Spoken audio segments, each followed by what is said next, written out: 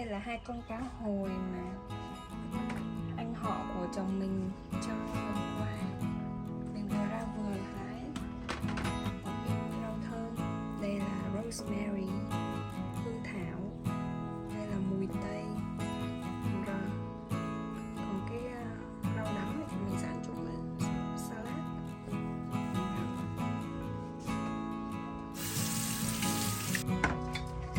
Tiêu, ướp cá.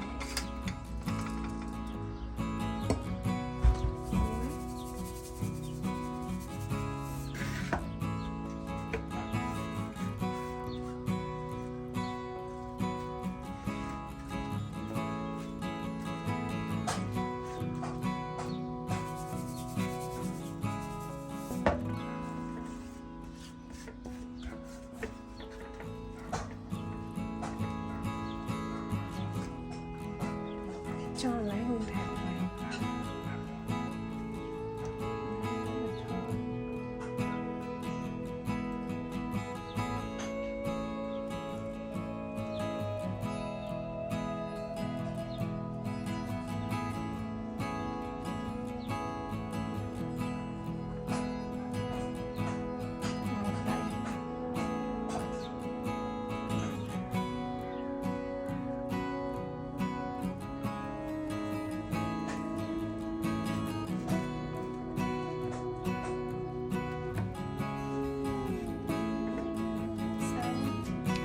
Bọc cá vào phía vào.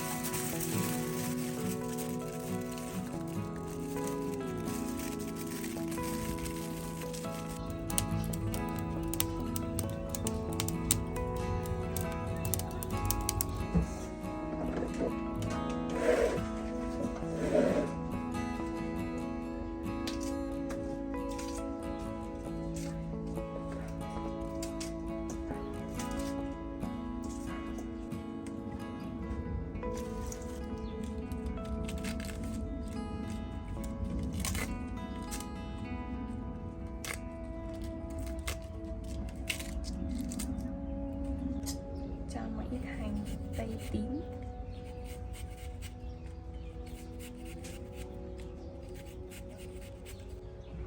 Arugula.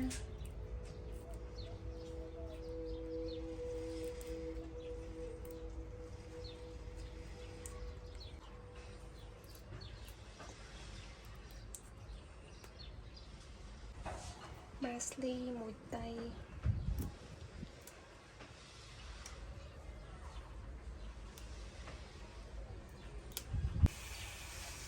Trước khi nướng cá thì tụi mình sẽ tranh thủ tưới cây trước.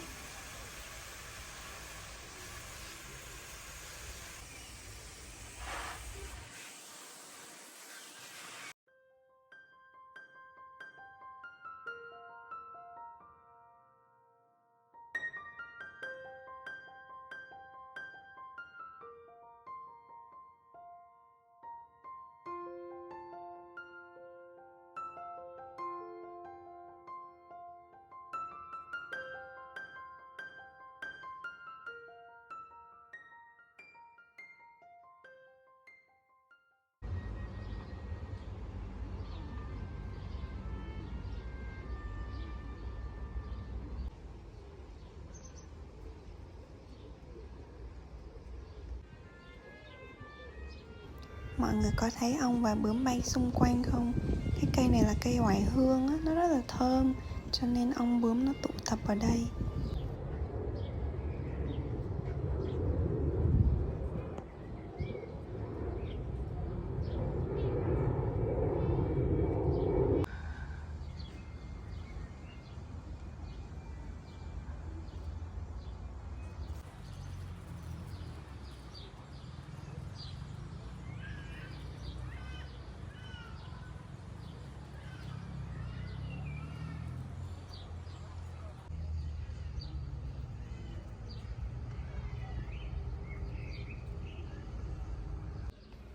Mình sẽ trộn salad với một ít giấm đen, dầu ô liu và muối.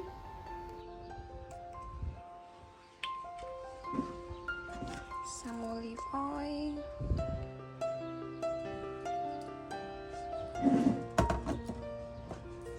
Salt.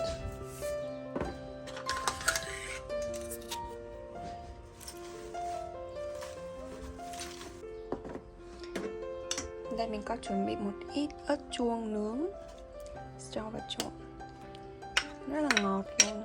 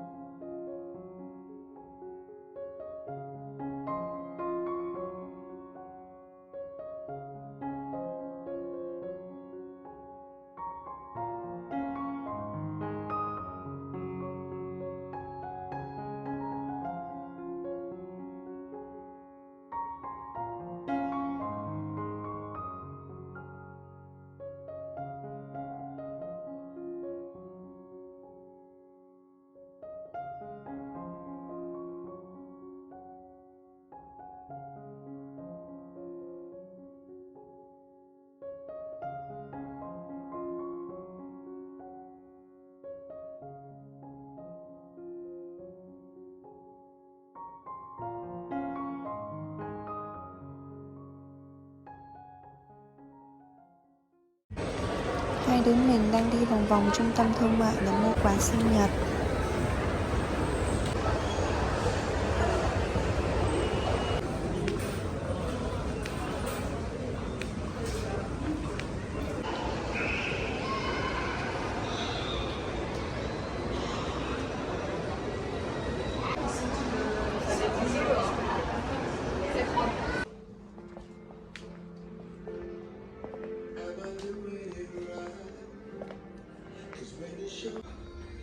So beautiful.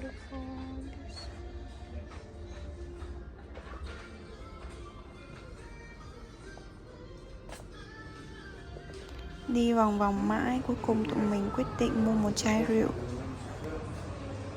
Mua quà sinh nhật xong thì tụi mình ra thẳng vườn luôn.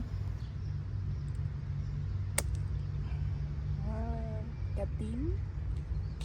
Cà tím. Đó. Ớt chuông. Ngon chưa?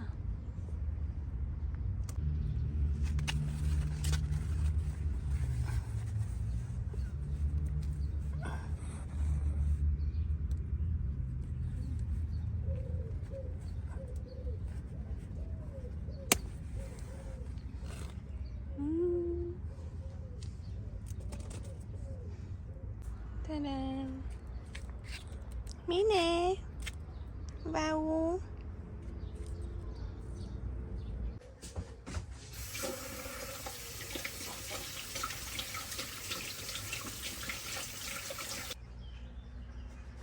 Mình sẽ cắt một ít bí ngòi và cà tím để nướng chung với thịt. Tụi mình sẽ nướng thịt để ăn chung với cơm.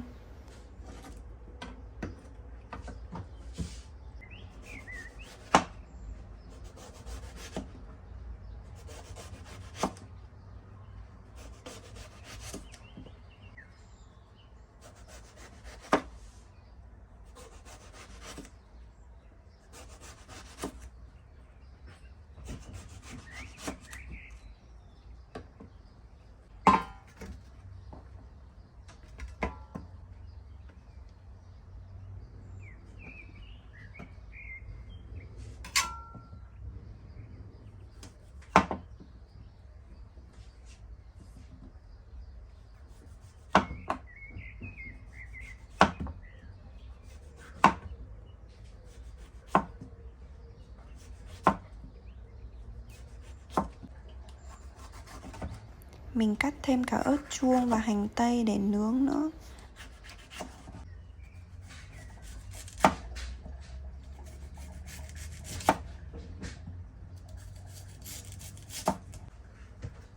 The lady, she came to put food to the cat.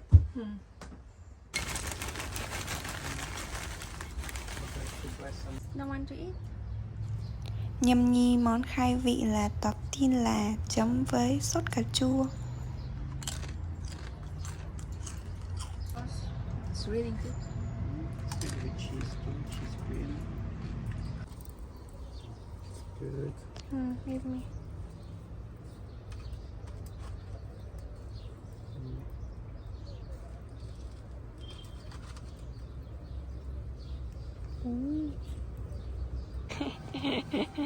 Coba kalah, Mina?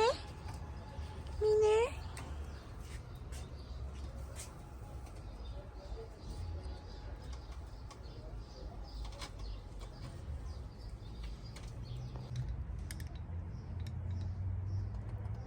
Bisco mỡ hành. Jasmine oily green onion. It enhances the flavor of the food.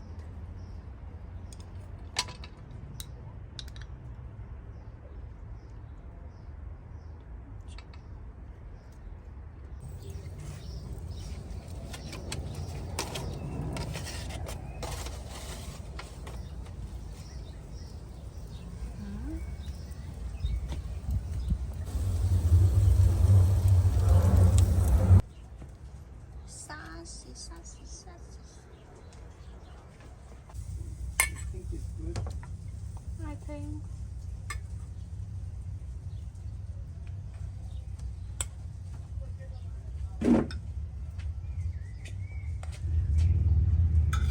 Wow.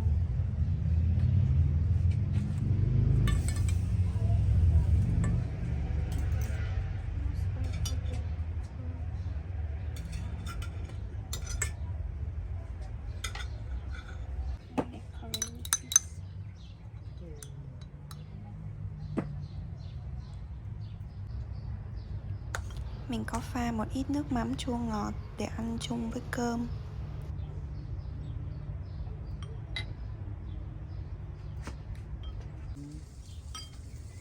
Okay.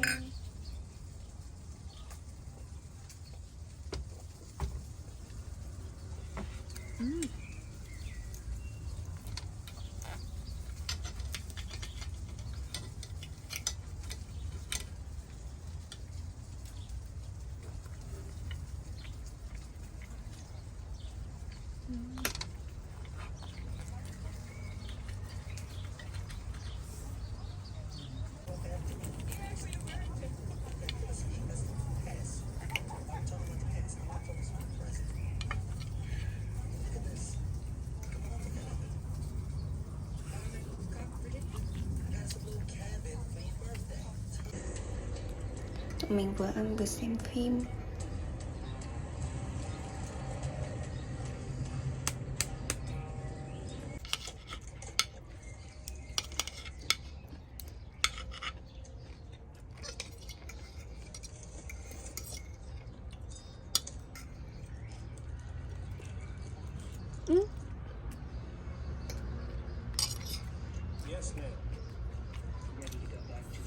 You know what's that? No. Durian. What do you? It looks like jackfruit. But it tastes different totally. Và đây là món tráng miệng của tụi mình. Thường thì trước đây mình hay làm bánh, cho nên tụi mình không có hay mua bánh bên ngoài ăn. Nhưng mà dạo gần đây thì mình không có làm nữa, bởi vì mình đang muốn giảm cân cho anh nhà mình.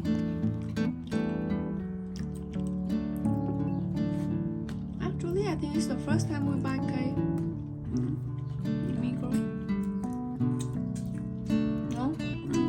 Because I used to make, so I never buy. Yeah. Black forest. They make with cherries. They put some rum inside. And feel a bit. Just a bit. After this I can sleep. Video của mình đến đây là hết rồi. Cảm ơn mọi người đã đón xem. Hẹn gặp lại mọi người trong video tiếp theo. Bye bye.